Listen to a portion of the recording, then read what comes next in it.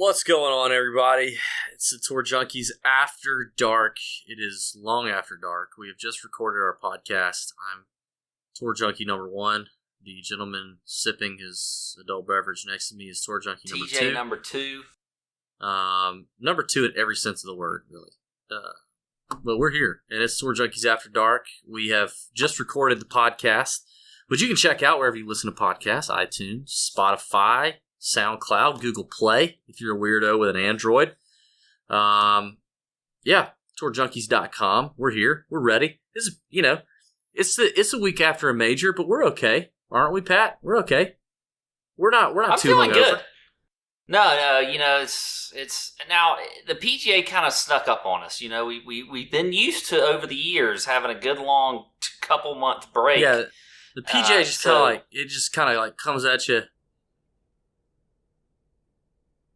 Yeah, there it is. And then there's Brooks. That was Brooks, by the way, taking you out of the screen. Like, Brooks just body slammed you like he did to the PGA Championship. Yeah, that's kind of what happens. But we're back. But look. Charles Schwab. Are you okay? Are you ready for Charles Schwab? I am. Mm-hmm. Yeah. I think so. All right, let's get into the action. I like this course. This is a great course, by the way. It is a good course. Why don't you tell us totally more about that course? opposite, by the way. Totally opposite of what we had at Bethpage, where literally maybe 15, 20% of the field had a chance at Bethpage. There is a lot more that has a chance here at Colonial, because it's just your old classic course, not very long, 7,200 yards. Don't have to hit driver on every hole. The greens are small, so you've got to hit fairways and greens. But it's just again the complete opposite of Bethpage. It's a fun course to play, but it's that good old classic style to it, which I like. I'm an old classic kind of person. Yeah, I don't need every course to be 7,500 yards. And the visor, maybe you like the old classic visor. Yeah. Wearing today. You really got to have that bill bent. All it's missing is a fish hook on it. I like it to be curved. I don't like the whole that. I like it curved. Anyway, anything else you want to tell us about the golf course? Key stats, anything like that? Are we ready? No, I think you got bent grass greens, Bermuda tee to green, and then you've got I think driving accuracy is certainly key. I mentioned that here. I think scrambling on these small greens, if you miss the greens, you've got to be good around them. So I think that's important as well. I did, a little sneaky stat. I think they're going to have some shorter irons into the green. So I looked at some proximity, 100 to 125 yards out. I think that could be something to be looked at when you're maybe choosing between a couple guys this week. Decent field. I will say this is an invitational. It doesn't say it in the title, but there's only 122 players in this field, and top 70 are going to make the cut. So I think that's something to look at when you're putting your lineups together. There's probably going to be a lot more 6 of 6s than you typically see in your tournament. So you're going to have to be a little bit crazy maybe in your tournament lineups this week in order to win all the big money. Maybe not crazy, but crazy is probably not the right word. Yeah, a higher percentage are going to make the cut here, as Pat just mentioned. Higher percentage going to get 6 of 6 through. That means you're going to have some guys that are going to give you some ownership leverage in GPP tournaments. Listen, if you're watching this, you are quite familiar with GPPs and tournaments on DraftKings. That's likely what you're trying to win. And, you may be watching this to decide who to pick or who not to pick based on our suggestions. We're also going to get to some DK Sportsbook plays here in just a little bit, but we did have some disagreement on a couple of guys. I got to say, I think this is much more of an ownership week than a lot of others due to the invitational status, due to the higher percentage of players that are actually going to make the cut. You got to have more guys in your 6-man rosters and tournaments that are going to give you the leverage that you need. So it's okay to eat a little chalk this week, but it's not okay to eat a lot of chalk, a medium amount of chalk. Don't do that. I think you just eat a little bit of it, and then you got to differentiate yourself. Like if you're in school, you get the play chalk that your kids have, that big fat piece of chalk. You're not eating that. You're eating like the little tiny piece of chalk that you see in school, like the tiny one. Yeah, like when you're writing on the board, it's like getting down to your thumb. You know what I mean? Like you got to eat a little bit of that one. Yeah. You can eat that one. You can pop that one. A lot of people watching this probably have no idea that people used to have chalkboards in schools. Remember, I had chalkboards. I had actual chalkboards. Remember, you used they to have have to the smart boards now. Everybody has a smart board. Yeah, remember you used to have to get a sponge and you clean it every now and then. You wet the sponge and clean the chalkboard. Remember? Mm-hmm. And you had those kind of felt sort of erasers and stuff. Yeah. Anyway, I just think you just eat a little bit of it. You got to differentiate yourself if you're playing in big tournaments on DraftKings. And I think we're going to talk about two players here. There's a little controversy. I will say this. We just recorded the Tour Junkies podcast. First of all, it was a great show. You need to listen to it. Pat read rap lyrics from a 90s rap song that he'd never heard and tried to guess the cadence of that rap song. It's absolutely hysterical. It was at the end of the Tour Junkies podcast. So if you really hate us, but you like to laugh, you can go to the end of that podcast, wherever you listen to those, and find that. But we talked about it. We talked about this, and there were two players that we really disagreed on. But there was a lot of agreement. This week, which is interesting. But there were two players we disagreed on, and I think it's going to come down to a few different things. The first player that we want to bring up is Jordan Spieth. Now, Pat, you like Jordan Spieth. You are ready to play Jordan Spieth, as probably most people are, because they're giddy that he just finished third at the PGA. They literally can't stand it. They're so freaking excited that Jordan's back. Jordan's back. Well, he's not back, okay? He's just not. He finished third at the PGA because he gained 10 and a half shots. 10 and a half shots. Putting. Let me tell you the last time he's gained 10 and a half strokes putting. Are you ready for this? The last time he's done that. Let me look. Bear with me. Ever? You might have to be looking for a long time. The answer is never. He has never gained 10 and a half strokes putting ever in his career. He's actually never broken 10. He's gained 9 a couple times. He's never gained more than 10. He gained 10.6 strokes putting at Bethpage on the way to his third place finish. He barely gained a shot off the tee. He didn't even really gain a full shot off the tee. He was still spraying the driver everywhere. He was field average in strokes gained approach. The iron play was average at best. And I think at the third highest price guy in this event, I think he's still a fade. This is not the time to get on Jordan. I know it's Texas. I know he's a Texas boy, blah, blah, blah. But as the third highest price guy, this is not the time to get on him. Wait a little bit. Maybe play him in the U.S. Open. Who knows? Here's what I know. On average, to even gain 6 strokes putting in a given PGA Tour event is quite the feat. If Jordan would have done that at Bethpage and done everything else the same, nobody would be near as giddy to talk about him. Now, I will say the putting is obviously back. He's trending nicely, but he's still spraying the driver. And I think at Colonial, you have to put yourself in the fairway at Colonial, and Jordan is just not doing that. Can't play. Trending nicely with the putter. He's literally number 1 in strokes gained putting in this field, and I would say probably overall over his last 12 rounds. The guy has been putting lights out. So the argument that's being made, that's sort of the narrative of him not being able to putt, is gone away at this point this year. I mean, that's not where it is. It is. I'll give you that. You're right. It is off the tee. That's the deal. But actually, if you look at his last couple rounds, or not couple rounds, his last 4 to 8 rounds, he's actually improved a little bit off the tee. You know, he's not as bad as he was, and he's on a course that he's played well on. He's won here before. You know, here's the thing, and he's still going to be low owned. People are the media still is hating on Jordan Spieth. I think the media is not hating on Jordan Spieth. The media never. Yeah, they are. He's the golden boy. Who is this media you're talking about? What media is hating on Jordan Spieth? Well, maybe not media, maybe the public, because guess what? He was super low owned. The public loves Jordan Spieth. Well, why was he so low owned in the PGA Championship then? So if we're gonna go with public as being what's going to consider ownership and whatever else, then he's still low owned. because we're going to go by past history, which means he was low owned. So you're talking about the DFS public. The DFS public. Okay, which he was on average. He was 3% owned. He was very low owned. I give you that. Yes, very low owned. He was 3% last week. He was 6% at the Byron Nelson, less than 10% at the RBC Heritage, and I have a feeling he'll probably be less than in that range again this week. So you know what? I'm okay with that. I'm okay with playing a lower weak field.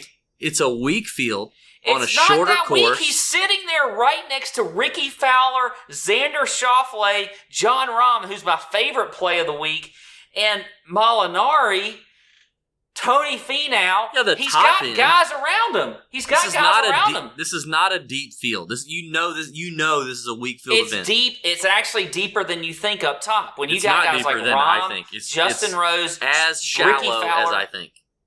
Ricky Fowler, all of those around. Can I talk? Can I at least make a sentence without you interrupting me?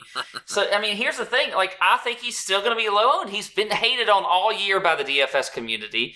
And then he's going to get this ownership bump, which a lot of people are going to say they loved him at the PGA where he was in that 8K range, which I did. I liked him too. I thought he was a great play there. And I think that he could, people are going to be off of him because they're going to be like, well, I'm like David Barnett. I don't want to pay 10-9 for Jordan Spieth. Well, guess what? I mean, he is totally worth a play this week. I love him. I will play him in tournaments. I'm not going to play him in cash, by the way. I'm not that confident. But I do think he is a good tournament to play. Confident. And I like where he is. I mean, his ball striking has been better. I mean, look, his game is coming around, and I'm not going to be the one that's going to be trailing behind. I want to be ahead of it. I was ahead of it at the PGA Championship. You were. And I want to be ahead of it this week. So I'll give you that. There you go. All right. Who's another guy? Well, I have, here's one guy that I think is, now we're going to drop down because you and I have a lot of agreement as you talked about. Yeah. But I think this guy was sort of one that we had a lot of argument about, and that was Danny Lee. Okay, so he showed up at the PGA Championship. We saw him. He was second to Brooks, first round. It's 73. I mean, what am I talking about? He's at $7,300 on DraftKings. You hate him. I think he's a great play. He's never great off the tee. But you know what? When it comes to his form, everything else, he's checking boxes. I mean, I think Danny Lee is a great play this week in tournaments. I am all over some Danny Lee. I know you hate him, but I think he's going to be low owned. I don't know. I just think Danny Lee's a good play. I don't think there's any argument against him, really. Okay. I mean, if you want to go with the logic of I just think he's a good play, I mean, here's something that happened last week at the PGA. On his way to a big bad 36th place finish where he lost 4 strokes off the tee despite being now a little bit longer than the Danny Lee we used to know. He hits the ball kind of a long way, but he's lost a lot of accuracy, which will not pay off for him at Colonial whatsoever where he got to hit fairways. He gained 3.5 strokes putting. He's never been an accurate player, and you know what? He has been an accurate player. He used to be an accurate player before he got with George Gankis. And he has been fantastic on this course. He used to be an accurate player before he got with George Gankis. Now he just drives. He wants to hit it forever long. He misses fairways. Huh? Is that the Gucci guy? That is the Get Gucci guy. But here's what he did last week. That he hasn't done in 15 events. Are you ready? He gained 3.5 strokes with his putter on a Bermuda POA mix, which could not be more opposite of the bent grass that we're going to see this week at Colonial. Could not be more opposite. He gained 3.5 strokes putting. The last time he's gained at least 3.5 strokes putting was 15 events ago in October, where he gained 4.5. He also almost gained 5 strokes on approach, which is important on this course. Fine, but it is important when you're in the fairway. He's 107th in fairways gained over the last 24 rounds out of a field of 122. He could probably go back 500 rounds and he'd probably be in the same position. But because he can't, because he's not accurate. Well, he's not accurate, but he's finished T14, 6, T22, T10, and T38 his last 5 times here. For a guy at 7,300, I'll take that all day long. He plays his course well. I don't This have it is, in front by of the way, me. part of the course history argument that I think comes up all the time. That there's all these smart people that freaking hate course history. But guess what? It matters. It matters. If you are on a course that fits your eye, you will play good. It doesn't matter what your stats look like. And I think this is another week where that's important. To an extent, I agree with that. But I don't like where he's at right now. The putter was misleading at the PGA. It's a variable thing. 3.5 I didn't realize game. we would go Danny Lee, though. Danny Lee, I knew that was going to be one we were going to talk about, but I can't believe he's so polarizing for He's very polarizing. DK, Screw you, Danny Lee. Screw you, Danny Lee. Danny Lee. God, right. Danny Lee! You want to talk about some DK Sportsbook stuff? I'd like to, yeah. Mm-hmm. All right, I'll go with some shorter odds guys, since we always talk about how David likes the long shots. I'll start with some short odds guys now. I do like some long shots, and I think DK Sportsbook, when there's 122 guys in the field, there's a lot of guys in the 150 to even 300 to 1 that I think are worth a look. Okay, you can comment on this video and let us know if you have any questions. We'll be sure to answer those. But at 40 to 1 for the shortest guys, 40 to 1, I like Matthew Fitzpatrick and our boy Kevin Kisner. The Who Lit the Kiz t-shirt in the tourjunkies.com shop. Actually, it's not. We sold out of them. But, it would have been a good day if you would have caught it. But I think Matthew Fitzpatrick, Kevin Kisner, two guys that are accurate off the tee. Fitzpatrick had a really good weekend at the PGA at Bethpage where he shouldn't have. Kiz had no business playing well at Bethpage. He knew he wasn't going to play well at Bethpage, and he didn't. But he loves this golf course. He's a previous winner on this course. Love him at 40 to 1. Also like Zach Johnson and the Shesticle, Shez Reavie at 66 to 1. Like both of those guys, ZJ's won here twice. You give me a 2-time winner in pretty decent form at 66 to 1. I'll take it. Shez Reavie, another guy in really good form, played well at the PGA. Good short knocker at 66 to 1. I'll take him. And I'll go Charlie Hoffman at 80 to 1. Those are my 2-digit odds kind of guys. I got a few guys in the triple digits I like as well, but I like Charlie Hoffman at 80 to 1. A good ball striker. Texas can get windy. We didn't talk about that, but the wind is a factor here. You need guys who hit it on the center of the club face every single time. Charlie Hoffman does just that. Plays well in Texas. So I like those guys for the shorter to mid-range odds. Okay. Wow, you took a few of my guys, but that's okay. You went first, so that's what happens when you go first. But I will say this. Actually, now I do think there's some longer odd guys that I think you can play, but I feel like that mid-range is the sweet spot here. I think there's a lot of guys there that if you're truly talking about who's going to win the tournament, it's right there in that 40 to 1 to 60 to 1 type range. So if you're trying to kind of zero in on where you want to spend your money when it comes to the odds, that's what I'm looking at. I do like, you mentioned Matthew Fitzpatrick at 40 to 1. He was up there for me. Also, Emiliano Grillo at 40 to 1. I like him as well. I like Joel Damon at 66 to 1. I think that's great odds for a guy who's just been solid and is so due. I mean, he's maybe not going to get a win, but the guy, I feel like he's going to get a win at some point. And this could be a perfect course for him, so I like that. Also, Kevin Na at 55 to 1, as long as he starts and doesn't do something crazy to like his finger or something and not play. To his I what? like him at his finger. I thought he said his sphincter. His sphincter. As long as Kevin Na doesn't have a sphincter issue, he should be good. I thought you said he had a sphincter issue. Yeah. By the way, the other guy I liked was Hoffman at 81. I'll start with the longer odds guys, though. A couple here that I like. Michael Thompson at 100 to 1. Just a guy that plays good on courses like this. Your difficult courses that are not very long, where you just are hitting fairways and greens. Kind of a boring type guy. But I think and he's won tournaments like this before. So I like Michael Thompson. Also, Doug Ghim. At 200 to 1. Doug Ghim is a guy who has not had a whole lot of starts. on tour this year. But when he has, he's made the most of them. He finished top 20. I think it was the Genesis back earlier in the season. He finished top 12 at the Byron Nelson just a couple weeks ago. He checks the boxes, though, also on this course. Definitely accurate off the tee. Good scrambler, good ball striker, good putter, all those things that you need to be here at Colonial. So I think Doug Ghim at 200 to 1 is a good, so just sort of a long shot play. Texas Longhorn, too. I like the Doug Ghim play. By the way, you look really good in that visor. I got to be honest. I think you should wear the visor every week. I appreciate that. Thank you. In the TJ shop. Yeah, it hides your hair. Yeah. I'll give you a couple. That's not what we want to see. We don't want to see that. That's not a good look. I'll give you two more. 100 to 1. I like Corey Connors, the Canadian, proven winner on the PGA Tour.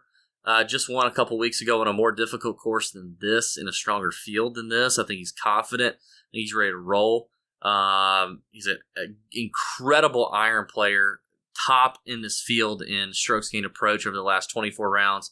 Love Corey Connors at 100 to 1. And then finally, a guy who's also a pretty accurate short knocker. He can hear his ball land, and that is Kevin Streelman. I'll go Kevin Streelman at 100 to 1. Shockingly, not a great course history here, but I feel like this is a great spot for him.